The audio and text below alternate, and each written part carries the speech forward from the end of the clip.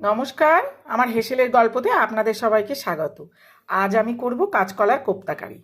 কি কি লাগছে দেখে নিন। কাঁচকলা, নুন, এদিকে আছে চিনি, চিলি ফ্লেক্স, ধনে গুঁড়ো, একটু গুঁড়ো গরম মশলা, একটু ধনে পাতা, কাঁচা লঙ্কা, একটুখানি ঘি দিয়ে মেখে নেব, কিশমিশ, গোলমরিচের গুঁড়ো, আর একটা কাঁচকলার জন্য 1 চামচ বেসন, এখানে 3 চামচ বেসন আছে, দিয়ে সব দিয়ে আমি মেখে নেব। এটা দেখুন মাখা হয়ে গেছে। আর একটু খাবার সোডা দেবো, আর হলুদটা আমি ভুলে গেছি, 1 চিমটি হলুদ দিয়েছি, দিয়ে এই টাইপের হয়েছে। এইবারে কোপ্তাগুলো গড়ে নেব। কোপ্তাগুলো গড়া হয়ে গেছে, এবার ভেজে নেব।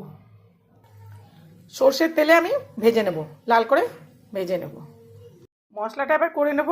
কয়েকটা কাজু দিয়েছি, 1 চামচে দই, আর একটু ডাস্ট নারকোল, এটা দিয়ে বেটে নেব।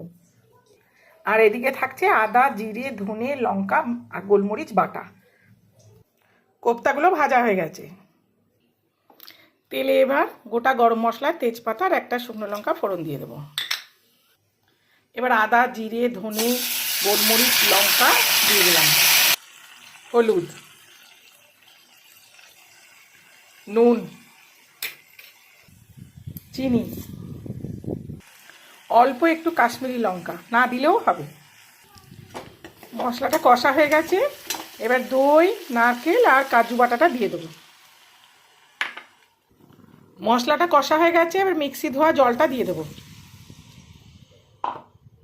ঝোলটা ফুটে উঠেছে, এবারে কোপ্তাগুলো আর 2টো কাঁচা লঙ্কা চেরা দিয়ে দেবো।